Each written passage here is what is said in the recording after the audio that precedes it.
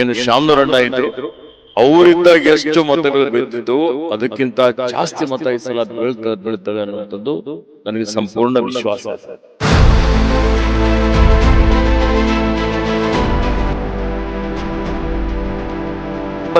ರಾಜಕಾರಣ ಕುಟುಂಬ ಹಿನ್ನೆಲೆಯಿಂದಲೇ ನಾವು ರಾಜಕೀಯದಲ್ಲಿ ಇವತ್ತು ಯಶಸ್ವಿ ಆಗ್ತಾ ಇದ್ದೀವಿ ಅನ್ನುವಂಥದ್ದು ಅದು ಪೂರ್ಣ ಸುಳ್ಳು. ಈ ಚುನಾವಣೆಯಲ್ಲಿ ಈ ಗ್ಯಾರಂಟಿ ಯೋಜನೆಯಿಂದ ಜನರಿಗೆ ಒಂದು ಆತ್ಮವಿಶ್ವಾಸ ಬಂದಿದೆ. ಕಾಂಗ್ರೆಸ್ ಬಗ್ಗೆ ಬಹಳಷ್ಟು ಭರವಸೆ ಮೂಡಿದೆ.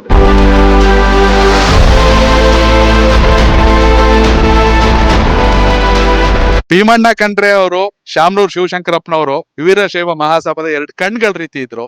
ಇಬ್ರು ಕೂಡ ಇಲ್ಲ, ದೈವದಿನರಾಗಿದ್ದಾರೆ. ಮುಂದೆ ನಾಯಕತ್ವ ಹೇಗೆ ವೀರಶೈವ ಮಹಾಸಭಾ ಅಂತ ಬಂದಾಗ? ಸತ್ಯ ಇದೆ. ನಮ್ಮ ತಂದೆಯವರಾದಂತ ಲಿಂಗೈಕ್ಯ ಭೀಮಣ್ಣ ಖಂಡ್ರೆ ಅವರು, ಹಾಗೆ ಲಿಂಗೈಕ್ಯ ಶಾಮನೂರು ಶಿವಶಂಕರಪ್ಪನವರು ಇವತ್ತು ಒಂದೇ ನಾಣ್ಯದ ಎರಡು ಮುಖಗಳಂತೆ ಅಖಿಲ ಭಾರತ ವೀರಶೈವ ಲಿಂಗಾಯತ ಮಹಾಸಭೆಯ ಒಂದು ಸಂಘಟನೆಗಾಗಿ ಮತ್ತು ಇವತ್ತು ಸಮುದಾಯಕ್ಕಾಗಿ ಬಹಳಷ್ಟು ಶ್ರಮ ಮಾಡಿದ್ದಾರೆ, ಹೋರಾಟ ಮಾಡಿದ್ದಾರೆ, ಸಮಾಜವನ್ನು ಒಗ್ಗೂಡಿಸುವಂತ ಒಂದು ಕೆಲಸವನ್ನು ಮಾಡಿದ್ದಾರೆ. ಅವರು ಎಲ್ಲರಿಗೂ ಆದರ್ಶರಾಗಿದ್ದಾರೆ. ಇವತ್ತು ಅವರು ತೋರಿಸಿಕೊಟ್ಟಂತ ದಾರಿಯಲ್ಲಿ ಅವ್ರೇನ್ ಇವತ್ತಿನ ದಿವಸ ವೀರಶೈವ ಲಿಂಗಾಯತ ಎರಡು ಒಂದೇ ಅಂತೇಳಿ ಹೇಳಿ ಸಂಘಟನೆ ಮಾಡುವಂಥದ್ದರ ಮುಖಾಂತರ ಇವತ್ತು ಬರೀ ಒಂದು ಸಮುದಾಯಕ್ಕಷ್ಟೇ ಅಲ್ಲ, ಎಲ್ಲಾ ಸಮುದಾಯದವನ್ನು ತನ್ನ ಜೊತೆಯಲ್ಲಿ ತೆಗೆದುಕೊಂಡು ಒಂದು ಸುಂದರವಾದಂತ, ಭವ್ಯವಾದಂತ, ಬಲಿಷ್ಠವಾದಂತ ಸಮಾಜ ಮತ್ತು ರಾಷ್ಟ್ರ ನಿರ್ಮಾಣ ಮಾಡಬೇಕು ಅನ್ನುವಂಥ ಸಂಕಲ್ಪ ಅವ್ರೇನು ಇಟ್ಕೊಂಡಿದ್ರು. ಅದನ್ನು ಮುಂದುವರಿಸ್ಕೊಂಡು ಹೋಗ್ಲಿಕ್ಕೆ ನಾವೆಲ್ಲ ಪ್ರಾಮಾಣಿಕವಾದಂತ ಪ್ರಯತ್ನ ಮಾಡ್ತಾ ಇದೀವಿ ಅನ್ನುವಂಥ ಮಾತನ್ನು ಹೇಳಲಿಕ್ಕೆ ಬಯಸ್ತೇನೆ. ಸಾಗರ್ ಖಂಡ್ರೆ ಇರ್ಬೋದು, ಸಮರ್ಥ ಮಲ್ಲಿಕಾರ್ಜುನ್ ಇರ್ಬೋದು, ಇವತ್ತು ಅವರೆಲ್ಲ ಒಂದು ಪರಿವಾರದ, ಒಂದು ಪ್ರತಿಷ್ಠಿತ ಪರಿವಾರದ ಅವರು ಮಕ್ಕಳಿದ್ರೂ ಸಹಿತ ಅವ್ರೇನ್ ಸಮಾಜದಲ್ಲಿ ಅವ್ರೇನು ಆಲೋಚನೆಗಳಿದ್ದಾವೆ, ದೂರದರ್ಶಿತ್ವ ಇದೆ, ಸಮಾಜಕ್ಕಾಗಿ ಒಂದು ಸೇವೆ ಮಾಡಬೇಕು ಅನ್ನುವಂಥ ಒಂದು ತುಡಿತ ಇದೆ, ಪರೋಪಕಾರಿ ಒಂದು ವಿಚಾರಗಳಿದ್ದಾವೆ, ಆದರ್ಶಗಳಿದ್ದಾವೆ. ಅದು ಅತ್ಯಂತ ಪ್ರಮುಖವಾದಂಥದ್ದು, ಬಹಳ ಮುಖ್ಯವಾದಂಥದ್ದು ಅಂತ ಹೇಳಿ ನಾನು ತಿಳ್ಕೊಂಡಿದ್ದೇನೆ. ಹೀಗಾಗಿ ಜನ ಬೆಂಬಲ ಇದ್ದರೆ ಅವರು 100% ಯಶಸ್ವಿ ಆಗೇ ಆಗ್ತಾರೆ.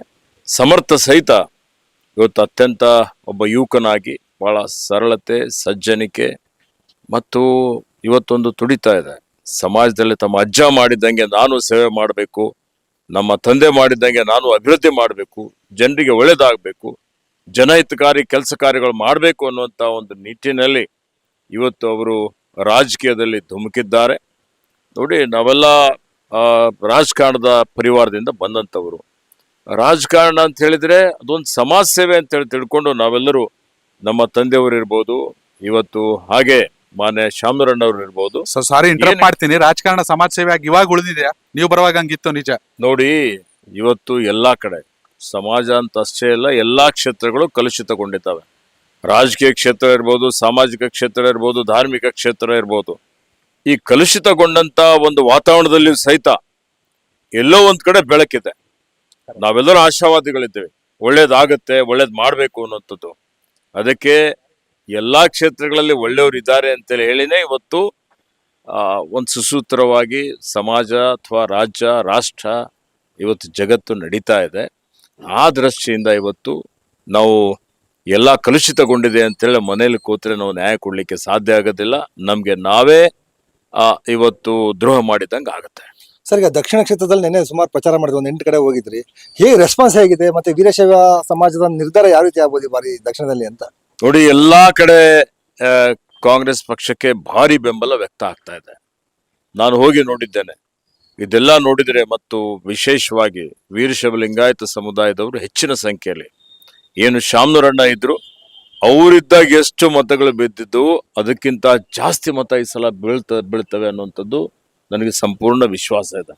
ಏಕೆ ಅಂತ ಹೇಳಿದ್ರೆ ಇವತ್ತು ಜನ ಸ್ಮರಿಸ್ತಾ ಇದ್ದಾರೆ, ಅವ್ರೇನ್ ಸೇವೆ ಮಾಡಿದ್ದಾರೆ, ಅವ್ರೇನ್ ಸಾಧನೆ ಮಾಡಿದ್ದಾರೆ, ಅವರು ಬಡವರ ಬಗ್ಗೆ ಏನು ಅವರಿಗೆ ಕಳಕಳಿ ಇತ್ತು, ಅನೇಕ ಉನ್ನತ ಶಿಕ್ಷಣ ನಮ್ಮ ಮಕ್ಕಳಿಗೆ, ಬಡವರಿಗೆ ಸಿಗಬೇಕು ಅಂತೇಳಿ ಹೇಳಿ ಸ್ಕಾಲರ್ಶಿಪ್ ಕೊಡುವಂಥದ್ದು ಇರ್ಬೋದು. ಕೋವಿಡ್ ಸಮಯದಲ್ಲಿ ಯಾವಾಗ ಡಬಲ್ ಇಂಜಿನ್ ಸರ್ಕಾರ, ಬಿಜೆಪಿ ಸರ್ಕಾರ ಸಂಪೂರ್ಣ ವಿಫಲ ಆಗಿತ್ತು, ರೆಮ್ಡೆಸಿವಿರ್ ಇಂಜೆಕ್ಷನ್ ಕಾಳಸಂತೆಯಲ್ಲಿ ಮಾರಾಟ ಆಗ್ತಾ ಇತ್ತು, ಆಕ್ಸಿಜನ್ ಇಲ್ಲದೆ, ಆಂಬ್ಯುಲೆನ್ಸ್ ಇಲ್ಲದೆ ಜನ ಹಾದಿಯಲ್ಲಿ ಬೀದಿಯಲ್ಲಿ ಸಾಯ್ತಾ ಇದ್ರು. ಅಂತ ಸಂದರ್ಭದಲ್ಲಿ ಶಾಮನೂರಣ್ಣನವರು ಉಚಿತವಾಗಿ ಸರ್ಕಾರ ಮಾಡುವಂತ ಒಂದು ಕೆಲಸ, ಅವರು ಖುದ್ದಾಗಿ ಕೋಟ್ಯಾಂತರ ರೂಪಾಯಿ ಖರ್ಚು ಮಾಡಿ ಎಲ್ಲರ ಜೀವ ಉಳಿಸ್ಬೇಕು ಅಂತ ಹೇಳಿ ಉಚಿತವಾಗಿ ಅವರು ಲಸಿಕೆ ಕೊಟ್ಟಂಥದ್ದು ಯಾರು ಮರೆತಿಲ್ಲ.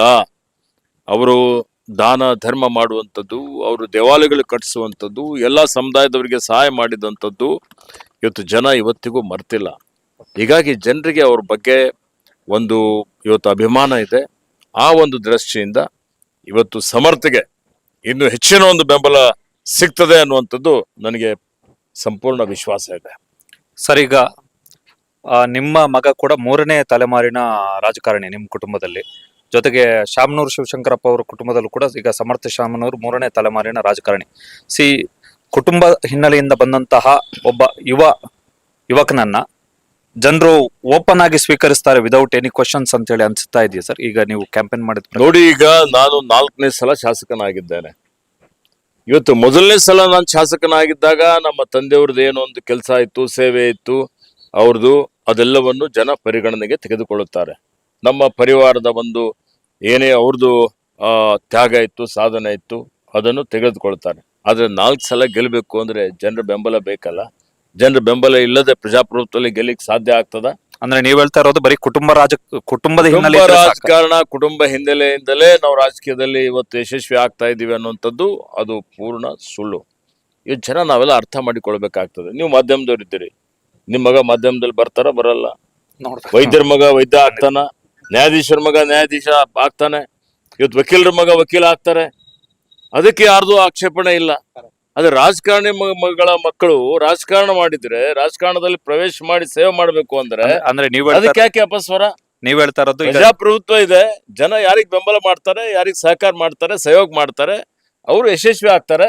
ಅಂದ್ರೆ ಈಗ ನಿಮ್ಮ ಉತ್ತರ ಏನು ಅಂತ ಹೇಳಿದ್ರೆ ಜನ ಸ್ವೀಕಾರ ಅಥವಾ ಜನ ಬೆಂಬಲ ಇದ್ರೆ ಕುಟುಂಬ ರಾಜಕಾರಣದ ಪ್ರಶ್ನೆನೇ ಬರಲ್ಲ ಅಂತ ಹೇಳಿ. ಹೌದು, ಕುಟುಂಬ ರಾಜಕಾರಣದಲ್ಲಿ ಯಾವುದೇ ರೀತಿಯ ತಪ್ಪಿಲ್ಲ. ಅದಲ್ಲಿ ನೋಡಿ, ಕುಟುಂಬ ರಾಜಕಾರಣ ಇದೆ ಅಂತ ಹೇಳಿ ಅಧಿಕಾರ ದುರುಪಯೋಗ ಮಾಡ್ಕೊಂಡ್ರೆ ಅಥವಾ ಜನರಿಗೆ ಕಿರುಕುಳ ಕೊಟ್ರೆ, ಅದರಿಂದ ಕಾನೂನು ಬಾಹಿರವಾಗಿ ಇವತ್ತು ಅಕ್ರಮಗಳನ್ನು ಮಾಡಿದ್ರೆ ಅದು ತಪ್ಪಾಗ್ತದೆ. ದರ್ಪ ತೋರಿಸಿದ್ರೆ ತಪ್ಪಾಗ್ತದೆ. ಅದಕ್ಕೆ ಇವತ್ತು ಪ್ರಜಾಪ್ರಭುತ್ವ ಇದೆ, ಜನ ಬಹಳ ಜಾಗೃತರಾಗಿದ್ದಾರೆ. ಅಂತವ್ರಿಗೆ ಪಾಠವನ್ನು ಕಲಿಸಲ್ವಾ ಇವತ್ತು? ಅದಕ್ಕೆ ವಿಚಾರ ಹೇಳ್ತಾ ಇದ್ದೀರಾ ನೋಡಿ, ನಾನು ಯಾರ ಬಗ್ಗೆನೂ ವೈಯಕ್ತಿಕವಾಗಿ ನನ್ನ ವಿರೋಧ ಇಲ್ಲ. ನಾನು ಯಾವುದೇ ವೈಯಕ್ತಿಕ ಟೀಕೆ ಟಿಪ್ಪಣಿಗಳು ಮಾಡ್ತಾ ಇಲ್ಲ. ಸಾಮಾನ್ಯವಾಗಿ ಹೇಳ್ತಾ ಇದ್ದೇನೆ, ಯಾವುದೇ ಪಕ್ಷದಲ್ಲಿ ಇರಬಹುದು, ಯಾವುದೇ ಕುಟುಂಬದಿಂದ ಬಂದಂತವ್ರು ಇರಬಹುದು, ಅವ್ರು ಒಳ್ಳೆ ಕೆಲಸ ಮಾಡಿದ್ರೆ ಅವ್ರಿಗೆ ಒಳ್ಳೇದೇ ಆಗುತ್ತೆ. ಮತ್ತೆ ಸರ್, ಕಳೆದ ಬಾರಿ ಬಿಜೆಪಿ ಇಲ್ಲಿ ಲಿಂಗಾಯತರಿಗೆ ಟಿಕೆಟ್ ಅನ್ನು ಕೊಟ್ಟಿತ್ತು ಅಜಯ್ ಕುಮಾರ್ ಅವರಿಗೆ. ಈ ಬಾರಿ ಅಜಯ್ ಕುಮಾರ್ ಅವರಿಗೆ ಟಿಕೆಟ್ ಮಿಸ್ ಆಗಿದೆ. ಸಮುದಾಯದ ಒಳಗಡೆ ಈಗ ನಮಗೆ ಸಿಗ್ತಿರ್ತಕ್ಕಂಥ ಕೆಲವು ಮಾಹಿತಿಗಳ ಪ್ರಕಾರ ಸಮುದಾಯ ಏನೋ ಕಾಂಗ್ರೆಸ್ನ ಕಡೆಗೆ ಕಂಪ್ಲೀಟ್ ಟಿಲ್ಟ್ ಆದಂಗಿದೆ ಲಿಂಗಾಯತ ಸಮುದಾಯ. ಲಿಂಗಾಯತರು, ವೀರಶೈವರು ಜಾತ್ಯತೀತ ವಿಚಾರ ಉಳ್ಳಂತವ್ರು, ಸರ್ವರಿಗೂ ಸಮಬಾಳು, ಸರ್ವರಿಗೂ ಸಮಪಾಲು ಅಂತ ಹೇಳಿ ಎಲ್ಲರಿಗೂ ಸಾಮಾಜಿಕ ನ್ಯಾಯ ಕೊಟ್ಟು ಎಲ್ಲಾ ಜಾತಿ, ಎಲ್ಲಾ ಭಾಷೆ, ಎಲ್ಲಾ ಧರ್ಮೀಯ ಜನರನ್ನು ಒಪ್ಪಿಕೊಂಡು ಅವರ ಸುಖ ದುಃಖಗಳಲ್ಲಿ ಭಾಗಿಯಾಗಿದ್ದಂಥದ್ದು ಯಾವ್ದಾದ್ರು ಸಮುದಾಯ ಇದ್ರೆ ಅದು ವೀರಶೈವ ಲಿಂಗಾಯತ ಸಮುದಾಯ ಅಂತೇಳಿ ಬಹಳ ಹೆಮ್ಮೆಯಿಂದ ಹೇಳಲಿಕ್ಕೆ ಬಯಸ್ತಾ ಇದ್ದೀನಿ. ಈಗ ಒಳ್ಳೆಯವರಿಗೆ ಅವ್ರು ಬೆಂಬಲ ಕೊಡ್ತಾರೆ, ಸಮರ್ಥಗೆ ಬೆಂಬಲ ಕೊಡ್ತಾ ಇದ್ದಾರೆ. 90% ವೀರಶೈವ ಲಿಂಗಾಯತ ಸಮುದಾಯದ ಮತ ನಮ್ಮ ಸಮರ್ಥಿಗೆ ಸಿಗ್ತವೆ. ಎಲ್ಲಾ ಸಮುದಾಯದ ಅಲ್ಪಸಂಖ್ಯಾತರನ್ನು ಸೇರಿಕೊಂಡು ಇವತ್ತು ಅವರಿಗೆ ಬೆಂಬಲ ವ್ಯಕ್ತಪಡಿಸ್ತಾ ಇದ್ದಾರೆ. ಕನಿಷ್ಠ 50,000 ಮತಗಳ ಅಂತರದಿಂದ ಇವತ್ತು ನಮ್ಮ ಸಮರ್ಥ ಅವ್ರಿಗೆ ಗೆಲ್ತಾರೆ ಅನ್ನುವಂಥದ್ದು ನನಗೆ ಸಂಪೂರ್ಣ ವಿಶ್ವಾಸ ಇದೆ. ಸರ್, ಶಾಮನೂರು ಕುಟುಂಬದ ಬಗ್ಗೆ ಹೇಳಿದ್ರಿ. ತುಂಬಾ ಈ ಒಂದು ದಾವಣಗೆರೆಗೆ ಈ ಸಮಾಜದ ಈ ಕುಟುಂಬದ ಸೇವೆ ತುಂಬಾ ಇದೆ ಅನ್ನೋಂಥದ್ದು. ಅದರ ಜೊತೆಗೆ ನಿಮ್ಮ ಗ್ಯಾರಂಟಿಯ ಒಂದು ಯೋಜನೆಗಳು ಕೂಡ ಜನಸಾಮಾನ್ಯರಿಗೆ ತಲುಪ್ತಾ ಇದೆ. ಇದು ಎಷ್ಟರ ಮಟ್ಟಿಗೆ ನಿಮಗೆ ಈ ಒಂದು ಚುನಾವಣೆಯಲ್ಲಿ ಸಹಕಾರಿಯಾಗಲಿದೆ ಅನ್ನೋಂಥದ್ದು ಸರ್? ಈ ಚುನಾವಣೆಯಲ್ಲಿ ಈ ಗ್ಯಾರಂಟಿ ಯೋಜನೆಯಿಂದ ಜನರಿಗೆ ಒಂದು ಆತ್ಮವಿಶ್ವಾಸ ಬಂದಿದೆ. ಕಾಂಗ್ರೆಸ್ ಬಗ್ಗೆ ಬಹಳಷ್ಟು ಭರವಸೆ ಮೂಡಿದೆ. ನಾವೆಲ್ಲ ಕೊಟ್ಟ ಮಾತಿನಂತೆ ನಡೀತೇವೆ, ಇವತ್ತು ಎಲ್ಲಾ ಭರವಸೆಗಳನ್ನು ಈಡೇರಿಸಿದ್ದೇವೆ, ಬಡವರ ಬಗ್ಗೆ ನಮಗೆ ಕಳಕಳಿ ಇದೆ. 90% ಈ ಒಂದು ದಾವಣಗೆರೆ ಇವತ್ತು ಈ ಕ್ಷೇತ್ರದಲ್ಲಿ ನಮ್ಮ ಫಲಾನುಭವಿಗಳಿದ್ದಾರೆ, ಗ್ಯಾರಂಟಿ ಫಲಾನುಭವಿಗಳಿದ್ದಾರೆ. ಅವರೆಲ್ಲರೂ ಇವತ್ತು ಕಾಂಗ್ರೆಸ್ಗೆ ಮತ ಹಾಕ್ಲಿಕ್ಕೆ ಉತ್ಸುಕರಾಗಿದ್ದಾರೆ. ಯಾಕೆಂದ್ರೆ ಹಿಂದೆ 4 ವರ್ಷ ಬಿಜೆಪಿ ಸರ್ಕಾರ ಇತ್ತು, ಅವರ ದುರಾಡಳಿತದ ಜನ ಬೇಸತ್ತಿದ್ದಾರೆ. ಅವ್ರು ಒಂದಾದ್ರೂ ಬಡವರ ಬಗ್ಗೆ ಕಳಕಳಿ ಇತ್ತ? ಒಂದು ಕಾರ್ಯಕ್ರಮ ಅವ್ರು ಕೊಟ್ಟಿದ್ದಾರ? ಯಾವ ಮುಖ ತೋರಿಸಿ ಅವರು ಮತ ಕೇಳ್ತಾ ಇದ್ದಾರೆ? ಅವ್ರಿಗೇನಾದ್ರು ನೈತಿಕತೆ ಇದೆಯಾ? ಯಾವುದೇ ನೈತಿಕತೆ ಅವ್ರ ಹತ್ರ ಇಲ್ಲ. ಹೀಗಾಗಿ ಗ್ಯಾರಂಟಿಗಳು ಬಹಳ ಪ್ರಮುಖವಾದಂತ ಒಂದು ಪಾತ್ರವನ್ನು ವಹಿಸ್ತಾ ಇದ್ದಾವೆ. ನಾವು ಗ್ಯಾರಂಟಿ ಕೊಟ್ಟಾಗ ರಾಜ್ಯ ದಿವಾಳಿ ಆಗ್ತದೆ, ಗ್ಯಾರಂಟಿ ಅನುಷ್ಠಾನ ಮಾಡ್ಲಿಕ್ಕೆ ಆಗೋದಿಲ್ಲ, ಇವೆಲ್ಲ ಮಾತುಗಳನ್ನು ಬಿಜೆಪಿಯವರು ಹೇಳಿದ್ರು. ಈಗ ಅವರೇ ರೆಪ್ಲಿಕೇಟ್ ಮಾಡ್ತಾ ಇದ್ದಾರೆ ಬೇರೆ ಬೇರೆ ರಾಜ್ಯಗಳಲ್ಲಿ. ಹೇಳಿ ನೀವು, ಅವ್ರಿಗೆ ಕೇಳ್ಬೇಕಲ್ಲ ಅವರಿಗೆ. ಇವತ್ತು ಈಗೊಂದು ಹೇಳ್ತೀರಿ, ಮತ್ತೆ ಆಮೇಲೆ ಒಂದು ಹೇಳಿದ್ದೇವೆ ತದ್ವಿರುದ್ಧನೇ ನೀವು ಮಾಡ್ತೀರಿ ಅಂತ ಹೇಳಿ.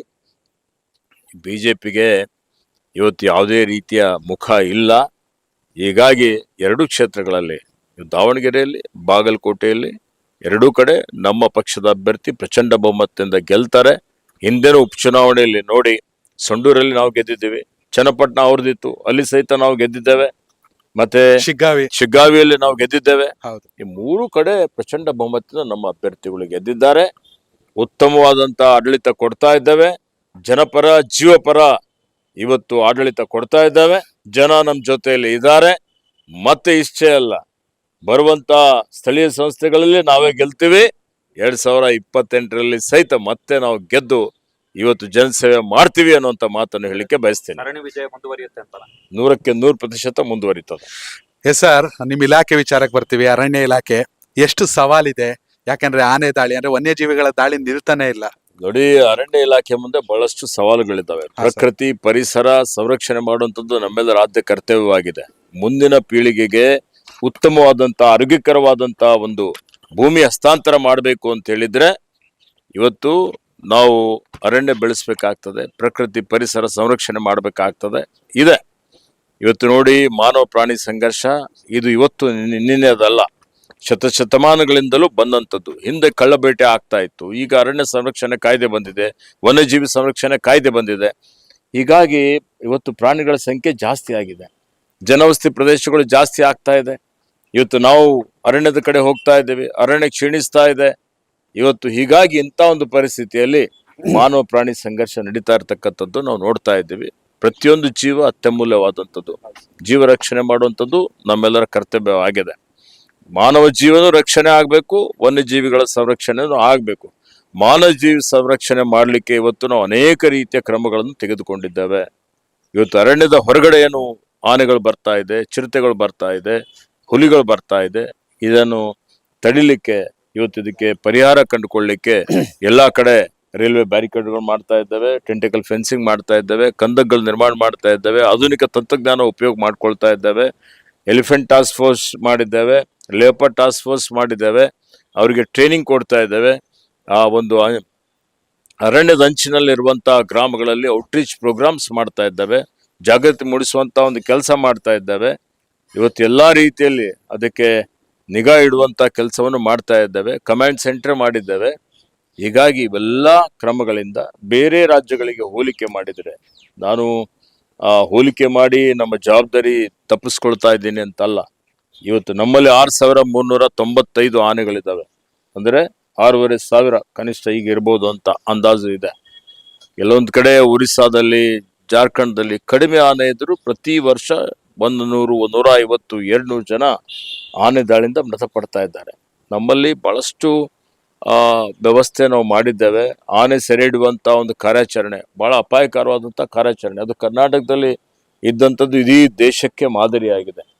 ಹುಲಿ ಸೆರೆ ಹಿಡುವಂಥದ್ದು ಈ ಸಲ ಸುಮಾರು 24 ಹುಲಿಗಳು ಸೆರೆ ಹಿಡಿದಿದ್ದಾವೆ. ಅಷ್ಟು ಸಾಮಾನ್ಯವಾದಂತ ಮಾತಲ್ಲ. ನಮ್ಮ ಇಲಾಖೆ ಅಧಿಕಾರಿಗಳು ಅವ್ರ ಜೀವದ ಹಂಗನ್ನು ತೊರೆದು ಕೆಲಸ ಮಾಡ್ತಾ ಇದ್ದಾರೆ. ಎಲ್ಲರೂ ಅದಕ್ಕೆ ಸಹಕಾರ ಮಾಡ್ತಾ ಇದ್ದಾರೆ. ಮಾನ್ಯ ಮುಖ್ಯಮಂತ್ರಿಗಳು ಹೆಚ್ಚಿನ ಅನುದಾನವನ್ನು ಕೊಟ್ಟಿದ್ದಾರೆ, ಇನ್ನು ಹೆಚ್ಚಿನ ಒಂದು ಅನುದಾನದ ಅವಶ್ಯಕತೆ ಇದೆ. ಹೀಗಾಗಿ ಹಗಲಿರುಳು ಶ್ರಮ ಮಾಡ್ತಾ ಇದ್ದೇವೆ, ಅರಣ್ಯ ಸಂರಕ್ಷಣೆ ಮಾಡ್ಲಿಕ್ಕೂ ಪ್ರಯತ್ನ ಮಾಡ್ತಾ ಇದ್ದೇವೆ, ಒತ್ತುವರಿ ತೆರವು ಮಾಡುವಂತ ಕೆಲಸವನ್ನು ಮಾಡ್ತಾ ಇದ್ದೇವೆ. ಮಾನವ ಪ್ರಾಣಿ ಸಂಘರ್ಷ ಕಡಿಮೆ ಮಾಡ್ಲಿಕ್ಕೂ ಎಲ್ಲಾ ರೀತಿಯ ಪ್ರಯತ್ನಗಳು ನಡೀತಾ ಇದೆ. ಸರ್ ನಮಸ್ತೆ.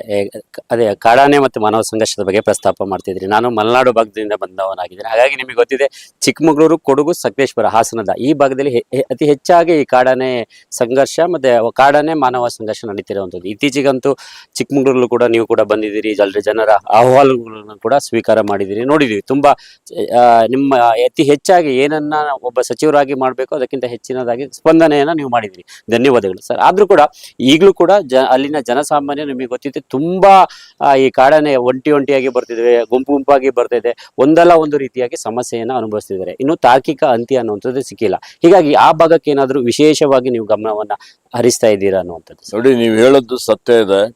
ಇವತ್ತು ಸುಮಾರು ಹಾಸನದಲ್ಲಿ, ಚಿಕ್ಕಮಗಳೂರದಲ್ಲಿ 80-90 ಆನೆಗಳು ಅರಣ್ಯದಿಂದ ಹೊರಗಡೆ ಇದ್ದಾವೆ. ಕೊಡಗುದಲ್ಲಿ ಸುಮಾರು 100 ಆನೆಗಳು ಅರಣ್ಯದಿಂದ ಹೊರಗಡೆ ಇದ್ದಾವೆ. ಇವು ಅರಣ್ಯದ ಹೊರಗಡೆನೆ ಅಲ್ಲೇ ಜನ್ಮ ತಾಳ್ತಾ ಇದ್ದಾವೆ ಕಾಫಿ ಎಸ್ಟೇಟ್ ಅಲ್ಲಿ. ಯಾಕಂದ್ರೆ ಪ್ರಾಣಿಗಳಿಗೆ ಅರಣ್ಯ ಮತ್ತು ಕಾಫಿ ಎಸ್ಟೇಟ್ ನಡುವೆ ವ್ಯತ್ಯಾಸ ಕಂಡು ಬರೋದಿಲ್ಲ. ಆ ಒಂದು ದೃಷ್ಟಿಯಿಂದ ಇವತ್ತು ಅನೇಕ ಇಂಥ ದುರ್ಘಟನೆಗಳು ನಡೀತಾ ಇರ್ತಕ್ಕಂಥದ್ದು ನಾವು ನೋಡ್ತಾ ಇದ್ದೇವೆ. ಇದನ್ನು ತಡಿಲಿಕ್ಕೆ ಒಂದು ಸಾಫ್ಟ್ ರಿಲೀಸ್ ಸೆಂಟರ್ ಮಾಡಬೇಕು ಅಂತ ಒಂದು ಯೋಜನೆ ನಾವು ರೂಪಿಸಿದ್ದೇವೆ. ಅದು ಕಾರ್ಯಗತ ಆಗ್ಬೇಕಾಗಿದೆ. ಕೇಂದ್ರ ಸರ್ಕಾರಕ್ಕೆ ನಾವು ಏನೇ ಅರಣ್ಯದಲ್ಲಿ ಮಾಡಬೇಕು ಅಂದ್ರೆ ಇವತ್ತು ಕೇಂದ್ರ ಸರ್ಕಾರದ ಪರವಾನಗಿನೂ ಕೆಲವೊಂದು ಕಡೆ ತಗೋಬೇಕಾಗ್ತದೆ. ಕಾಯ್ದೆ ಕಾನೂನಿನ ಪ್ರಕಾರ ನಾವು ಪ್ರಸ್ತಾವನೆಯನ್ನು ಸಲ್ಲಿಸಿದಾಗ ಅವರು ಅದಕ್ಕೆ ಅನುಮತಿ ಕೊಡಲಿಲ್ಲ. ಈಗ ನಮ್ಮ ವ್ಯಾಪ್ತಿಯಲ್ಲೇ ಬರುವಂತ ಅರಣ್ಯದ ಪ್ರದೇಶ ಏನಿದೆ, ಇವತ್ತು ಹಿಂದೆ ಏನಿತ್ತು ಅಂತ ಹೇಳಿದ್ರೆ ಟೈಗರ್ ಕಾನ್ಸರ್ವೇಷನ್ ರಿಸರ್ವ್ ಅಲ್ಲಿ ಮಾಡಬೇಕು ಅಂತ ಆಗಿತ್ತು, ಅದಕ್ಕೆ ಅವರು ಒಪ್ಪಿಗೆ ಕೊಡಲಿಲ್ಲ. ಈಗ ನಮ್ಮ ವ್ಯಾಪ್ತಿಯಲ್ಲಿ ಬರುವಂತ ಪ್ರದೇಶದಲ್ಲಿ ಒಂದು ಸಾಫ್ಟ್ ರಿಲೀಸ್ ಸೆಂಟರ್ ಮಾಡಿ ಒಂದು 25-30 ಆನೆಗಳಿಗೆ ಅಲ್ಲಿ ಸ್ಥಳಾಂತರ ಮಾಡಬೇಕು ಅಂತ ಒಂದು ಯೋಜನೆ ರೂಪಿಸಿದ್ದೇವೆ. ಯಾವ ಆನೆಗಳು ಯಾವ ಉಪಟಳ ಕೊಡ್ತವೆ ಅಂತ ಆನೆಗಳಿಗೆ ಈಗ ಮುಂದೆನೂ ಈ ರೀತಿಯಲ್ಲಿ ನಾವು ಕ್ರಮಗಳನ್ನು ತೆಗೆದುಕೊಂಡು, ಮತ್ತೆ ಅರಣ್ಯದ ವಾಸಿಗಳೇನಿದ್ದಾರೆ ಸುಮಾರು ವರ್ಷದಿಂದ ಅರಣ್ಯದಲ್ಲಿ ಇದ್ದಾರೆ, ಎನ್ಕ್ಲೋಜರ್ಸ್ ಇದ್ದಾವೆ, ಅಲ್ಲಿನೂ ಮಾನವ ಪ್ರಾಣಿ ಸಂಘರ್ಷ ಆಗ್ತಾ ಇದೆ. ಅವರಿಗೆ ಸ್ಥಳಾಂತರ ಮಾಡಬೇಕು ಅಂತ ಹೇಳಿದ್ರೆ 100 ಕೋಟಿ ರೂಪಾಯಿ ಅವಶ್ಯಕತೆ ಇದೆ. ಅನುದಾನ ಹೆಚ್ಚಿಗೆ ಕೊಡಬೇಕು ಅಂತ ಕೇಳಿದ್ದೇನೆ. ಹಂತದಲ್ಲಿ ಇವತ್ತು ಅನುದಾನದ ಲಭ್ಯತೆಗೆ ಅನುಗುಣವಾಗಿ ಅವರಿಗೆ ಸ್ಥಳಾಂತರ ಮಾಡಿ ಮತ್ತೆ ಈ ರೀತಿಯಲ್ಲಿ ಕ್ರಮಗಳನ್ನು ನಾವು ತೆಗೆದುಕೊಂಡು ಮಾನವ ಪ್ರಾಣಿ ಸಂಘರ್ಷ ಕಡಿಮೆ ಮಾಡಲಿಕ್ಕೆ ಚಿಕ್ಕಮಗಳೂರು ಇರ್ಬೋದು, ಕೊಡಗು ಇರ್ಬೋದು, ಹಾಸನ ಇರ್ಬೋದು, ಈ ಎಲ್ಲಾ ಪ್ರದೇಶಗಳಲ್ಲಿ ನಮ್ಮ ಚಾಮರಾಜನಗರ ಇದೆ, ಇದರ ಬಗ್ಗೆ ಹೆಚ್ಚಿನ ಒಂದು ಕಳಕಳಿ ಕಾಳಜಿಯನ್ನು ವಹಿಸ್ತಾ ಇದ್ದಾರೆ.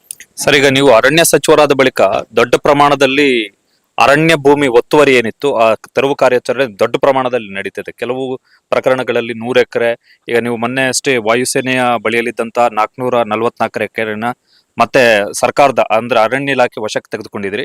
ಎಷ್ಟು ಮಟ್ಟಿಗೆ ಎಫೆಕ್ಟಿವ್ ಆಗ್ತಿದೆ ಸರ್ ಕಾರ್ಯಾಚರಣೆ? ನೋಡಿ, ಒಂದು ಮಾತಂತೂ ಸತ್ಯ. ಇವತ್ತು ಸುಮಾರು 2 ಲಕ್ಷ ಎಕರೆಗಿಂತಲೂ ಜಾಸ್ತಿ ಅರಣ್ಯ ಭೂಮಿ ಸುಮಾರು ಈ ಒಂದು 75 ವರ್ಷದಲ್ಲಿ ಒತ್ತುವರಿ ಆಗಿದೆ. ಈಗ ಅರಣ್ಯ ಒತ್ತುವರಿ ಪ್ರಕರಣಗಳಲ್ಲಿ ಯಾವುದೇ ರೀತಿಯ ಹೊಂದಾಣಿಕೆ ಇಲ್ಲ, 0 ಟಾಲರೆನ್ಸ್ ಅಂತ ಹೇಳಿದ್ದೇನೆ ನಾನು ಇವತ್ತು. ಅದಕ್ಕೆ ಎಲ್ಲೆಲ್ಲಿ ಮೊದಲಿನಿಂದಲೂ ಸುಮಾರು ವರ್ಷದಿಂದಲೂ ಅರಣ್ಯ ಅಂತೇಳಿ ಅಧಿಸೂಚನೆ ಆಗಿದೆ, ಸರ್ವೋಚ್ಚ ನ್ಯಾಯಾಲಯದ ತೀರ್ಪುಗಳಿದ್ದಾವೆ. Once a forest is always a forest. ಹೌದು ಸರ್.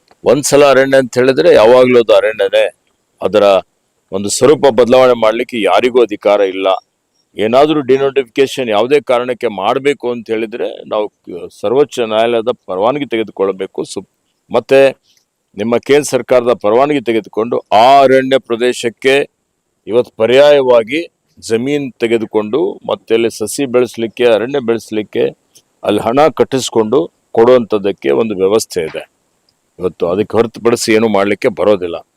ಏರ್ಫೋರ್ಸ್ ದವರು ಸಹಿತ ಇವತ್ತು ಅದು 444 ಎಕರೆ ಏನಿದೆ ಅದೆಲ್ಲವೂ ಅರಣ್ಯದೇ ಇದೆ, ಅದು ಸೂಚನೆ ಆಗಿದೆ, ನಮ್ಮ ಹೆಸರಲ್ಲೇ ಇದೆ.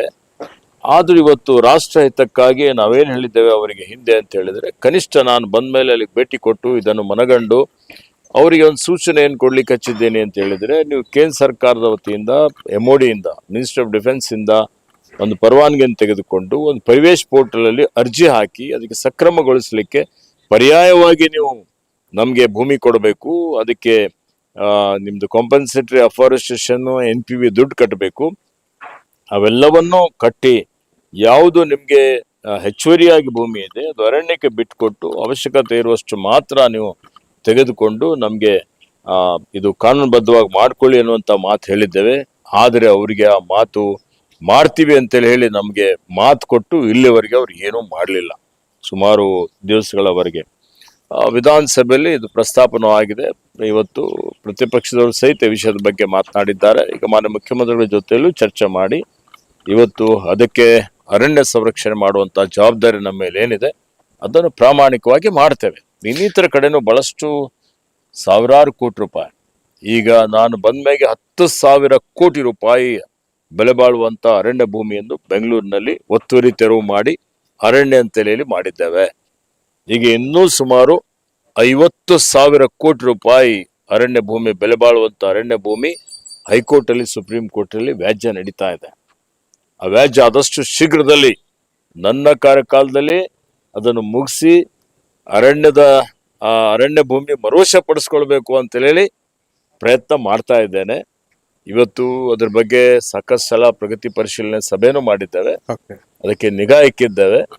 ಇವತ್ತು ಅವಕಾಶ ಸಿಕ್ಕರೆ ಅದು ಬಾಕಿ ಇರುವಂತ ಏನೊಂದು 50,000 ಕೋಟಿ ರೂಪಾಯಿ ಅರಣ್ಯ ಒಂದು ಬೆಲೆ ಬಾಳುವಂತ ಭೂಮಿ ವಾಪಸ್ಸು ಅರಣ್ಯ ಇಲಾಖೆಗೆ ಮರುವಶಪಡಿಸಿಕೊಳ್ಳುವಂತ ಕೆಲಸವನ್ನು ಮಾಡ್ತೇವೆ ಅಂತ ಹೇಳಿ ರಾಜ್ಯದ ಜನರಿಗೆ ತಮ್ಮ ಮುಖಾಂತರ ಹೇಳಲಿಕ್ಕೆ ಬಯಸ್ತೇನೆ. ನಿಮ್ ಮುಖದಲ್ಲಿ ಎಷ್ಟು ನಗು ಇದೆ ಅಂದ್ರೆ ನಿಮ್ಮ ಇಲಾಖೆ ಕೆಲಸದ ಬಗ್ಗೆ ಸಂಪೂರ್ಣ ತೃಪ್ತಿಯಿಂದ ಸಾಕ್ತಾ ಇದ್ದೀರಾ. 100% ತೃಪ್ತಿ ಇದೆ. ಜನನು ಅದಕ್ಕೆ ಬೆಂಬಲ ಕೊಡ್ತಾ ಇದ್ದಾರೆ. ಬಹಳ ಇನ್ನೂ ಹೆಚ್ಚಿನ ಕೆಲಸ ಮಾಡಬೇಕು ಅನ್ನುವಂಥದ್ದು ಒಂದು ಸಂಕಲ್ಪ ಇದೆ.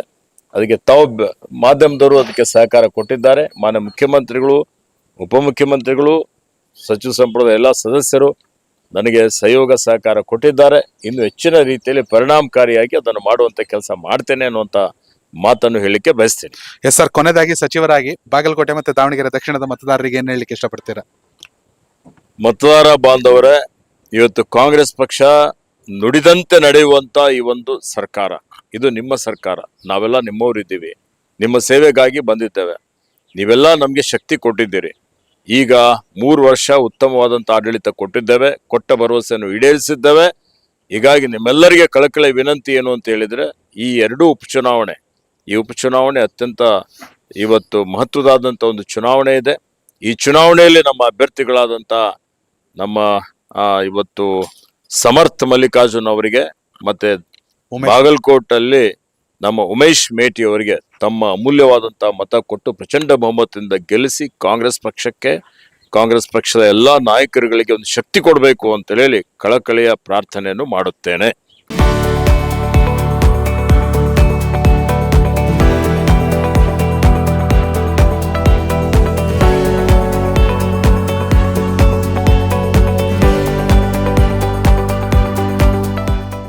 ನೀವು ಸಣ್ಣ ಆಗ್ಬೇಕಲ್ವಾ? ಅದು ಒಂದು ಉತ್ತಮ ಆಹಾರದಿಂದ ಸಣ್ಣ ಆಗ್ಬೇಕಲ್ವಾ? ಪ್ರತಿದಿನ ನಮ್ಮ ಜೀನಿ ಸ್ಲಿಮ್ ನ ಯೂಸ್ ಮಾಡಿ ಯಾವುದೇ ಸೈಡ್ ಎಫೆಕ್ಟ್ ಇಲ್ದಂಗೆ ನೀವು ಸಣ್ಣ ಆಗ್ತೀರಾ.